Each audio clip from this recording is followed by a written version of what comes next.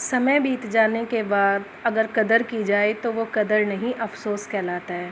Hello everyone, good evening. कैसे हैं आप सब और आप सबकी स्टडी कैसी चल रही है? फ्रेंड्स, हमें अपना समय बिल्कुल भी वेस्ट नहीं करना चाहिए और यही मैं आपको बताना चाहती हूँ कि हमारे पास जो है समय बहुत ही कम बचा है एग्ज़ाम के लिए। और यहाँ पर मैं जॉन मिल्टन का जो आधा पोर्शन कंप्लीट कर चुकी थी और जो आधा पोर्शन बचा हुआ था important works and practicing questions, वो अभी कंप्लीट करने जा रही हूँ। और जो भी इम्पोर्टेंट वर्क्स थे लिटरेचर में उनके जॉन मिल्टन के उनके मेरे नोट्स भी बने हुए थे, तो मैं नोट्स से भी उनको साथ साथ रिवाइज़ कर रही थी और बुक से भी साथ साथ रिवाइज़ कर रही थी। उससे क्या होता है, समय बचता है और जो चीज़ें नोट्स में नहीं होती वो बुक में मिल जाती हैं और जो बुक में नहीं होती वो नोट्स में मिल जाती हैं। और साथ साथ कुछ चीज़ें नोट में ऐड भी हो जाती हैं अगर कोई इम्पोर्टेंट चीज़ छूटी हुई रहती है तो फ्रेंड्स, मैं ये बोल रही थी कि समय का इंतज़ार हमें नहीं करना चाहिए कि सही समय आएगा, क्योंकि सही समय कभी नहीं आएगा। सही समय का मीनिंग क्या होता है, सही समय की डेफिनेशन क्या होती है, हमें आज तक यही नहीं पता कि सही समय होता क्या है।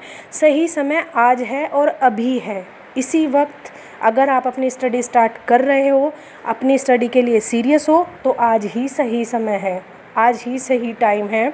क्योंकि अगर हम टाइम को वेस्ट करते हैं तो आप ये मत समझिए कि हम टाइम वेस्ट कर रहे हैं, टाइम हमें वेस्ट कर रहा है। क्योंकि समय किसी का इंतज़ार नहीं करता और वो आगे बढ़ता रहता है और हम पीछे रह जाते हैं। होता ये है कि हम समय के भरोसे रहते हैं, लेकिन समय हमारे भरोसे नहीं रहता।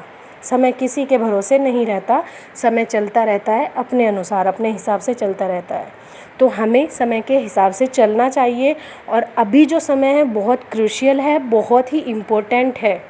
ये 2 से 3 महीने अगर इस समय को हमने डेडिकेट कर दिया अपनी स्टडी के लिए, तो मान लीजिए कि हम कहीं ना कहीं स्टैंड होंगे, कहीं ना कहीं खड़े होंगे और अपने आप से किसी और से भी ये कह रहे होंगे कि हाँ, हमने सही समय पर सही समय का यूज़ किया और बहुत ही अच्छी एक सिचुएशन में हैं, बहुत ही अच्छी एक पोजीशन में फ़िलहाल हैं। लेकिन अगर हम समय का यूज़ करेंगे तो ठीक है ना फ्रेंड्स, तो अपने टाइम को यूज़ कीजिए। अब ये मत बोलना कि हाँ मुझे 6 घंटे नहीं मिलते। ज़रूरी नहीं है कि आपको 6 घंटे ही मिले, 6 घंटे ज़रूरी नहीं है मिले, आपको 5 मिल सकते हैं, 4 मिल सकते हैं, ठीक है ना फ्रेंड्स। तो जितना भी समय आपको मिले, आप बिज़ी हो सकते हैं, वर्किंग वुमेन हो सकती हैं, जॉइंट फैमिली में रह सकते हैं, आपके बेबी होंगे, तो भी आपको समय निकालना है अपने लिए, अपने फ्यूचर के लिए, ठीक है ना। तो बस यही कहना चाहती हूँ कि समय निकालिए, समय को वेस्ट मत कीजिए। Thank you so much and best of luck for your preparation.